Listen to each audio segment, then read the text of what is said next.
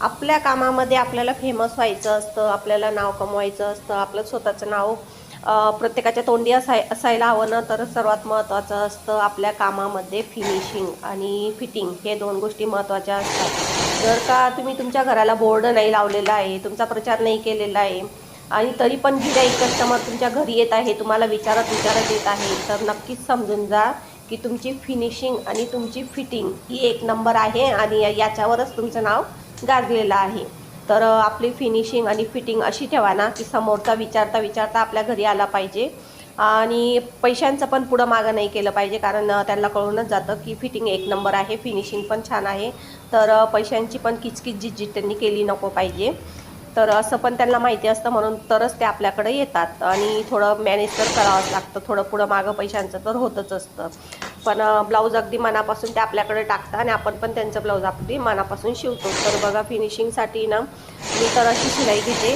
तर तुम्ही पण बघा. तर मी शिलाई टाकता, ही फिटिंगची शिलाई आहे. तर शिलाई टाकताना मी अशी उलट्या साईडने शिलाई टाकते की जेणेकरून आपल्याला दोरे धागे आतून ब्लाऊजामध्ये दोरे धागे वगैरे काहीच उमटी पडणार नाही. आणि आतून जसं बाहेरून ब्लाऊज फिनिशिंगमध्ये दिसतात ना, तसं आतूनसुद्धा हे ब्लाऊज फिनिशिंगमध्ये दिसतं. तर मी सर्वात पहिले ही फिटिंगची शिलाई आहे. आणि माझं कसं असतं माहिती आहे का, मी शिलाई कमी घेऊ का जास्त घेऊ, माझी ही फिटिंगची शिलाई फक्त, ही फिटिंगची शिलाई मी प्रत्येक ब्लाऊजाला अशीच घेते. दुसऱ्या ब्लाऊजांना मी म्हणजे कमी शिलाई असली तरी पण अशी घेते. पण बाकीचे जे असतात ना 4 टक्स 1 टक्स, ते पण आतूनच घेते, पण ते पैशानुसार घेते. पण ही जी फिटिंगची शिलाई आहे ना, ही मी अशीच घेते, प्रत्येक ब्लाऊजाला घेते मी, याच्यात पैशांचा विचार नाही करत. तर बघा, मी पण ही शिलाई अशा आतून टाकलेली आहे आणि बाहेरून बघा याचे दोरे धागे काहीच दिसत नाही आहे. आणि आता मला घ्यायचं आहे माप, परफेक्ट माप. तर परफेक्ट माप आहे माझं 31.5.